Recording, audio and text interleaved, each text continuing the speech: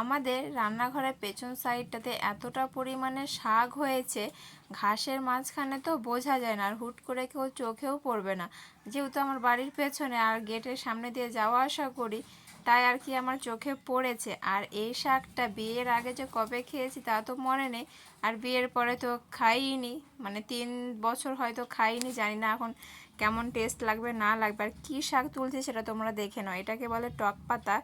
একটা নাম আছে যেটা আমাদের এই সাইডে গ্রাম সাইডে বলে শুনশুনিয়া শাক, অনেকে বলে টক পাতা। এখানে দেখতে পাচ্ছ কতটা পরিমাণে হয়েছে। এগুলো বেসিক্যালি জলের মধ্যে হয়, ধান জমিতে, কিন্তু এখানে যে এই শুকনো জায়গাতে হয়েছে সেটাতে অবাক হয়ে গেছিলাম আমি, ভাবছিলাম এটা হয় কি না, তারপরে এক বৌদিকে দেখালাম, বললো যে হ্যাঁ এটা হয়।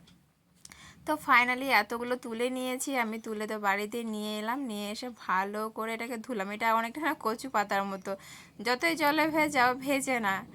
যাই হোক, এখানে ধুলাম, ধুয়ে ভালো করে তবুও আমি পরিষ্কার করে তুলেছি যাতে পরবর্তীকালে বাঁচতে না হয় আমাকে। আর যে আরেকজন তুলে দিচ্ছিল ওকেও বললাম যে ভালো করে ডান্ঠিও একটা রাখিস না, আমি আর একটা ঘাসও নিবি না, যাতে পরবর্তীকালে মানে পরে আমাকে বাঁচতে না হয়।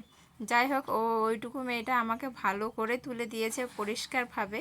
আর ধুলাম, ধোয়ার পরে চলে এসছে এটাকে ভাজার জন্য। সবার প্রথমে কড়াইটা বসিয়ে দিলাম, আর শাক ভাজতে বেসিক্যালি সবাই পারে নর্মালি শুধু লঙ্কা দিয়ে শাকটাকে দিয়ে দাও। তো এই শাকটা আমি টক পাতা জানতাম, বাট আগে যখন না ধান জমিরগুলো খেয়েছিলাম ওগুলো বড় বড় ছিল, হয়তো পুরো হওয়া, ওগুলো খেতে ভালো টেস্ট লাগতো, আমি ভিডিওর আগেই বলে দিচ্ছি।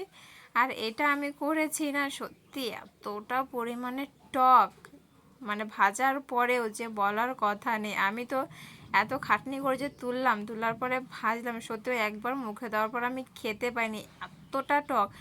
মানে টক জিনিস কি থাকে, তেঁতুল আম টাম ওগুলোর থেকে দ্বিগুণ টক এটা। ভাবলাম এই তুললাম আর এই শাক তুলে খাবো না আমি, হয়তো এটা জ্বালা ছিল সেই জন্য না কীরকম যেন হয়তো টকটা বেশি লাগছিল নাকি বুঝতে পারছিলাম না। চলো কড়াইয়ে তেল দিলাম, দিয়ে কাঁচা লঙ্কা দিলাম 3টে, দিয়ে নিয়ে এই শাকটা দিয়ে দিয়েছি। আর দিতে দিতে দেখছো কেমন একবারে মানে অল্পটুকু হয়ে গেছে, এত খাটনি করে তোলার পর যদি মানে এতটুকু হয়ে গেল, আমি বুঝতে পারলাম না যেরকম হলো কেন। আগেও শাক ভাজেছি বাট এরকম টাইপের হয়নি। যাই হোক, স্বাদ মতো লবণ দিলাম, লবণ দিয়ে তো নামিয়ে নিলাম, আর জীবনেও খাবো না এই শাক আমি।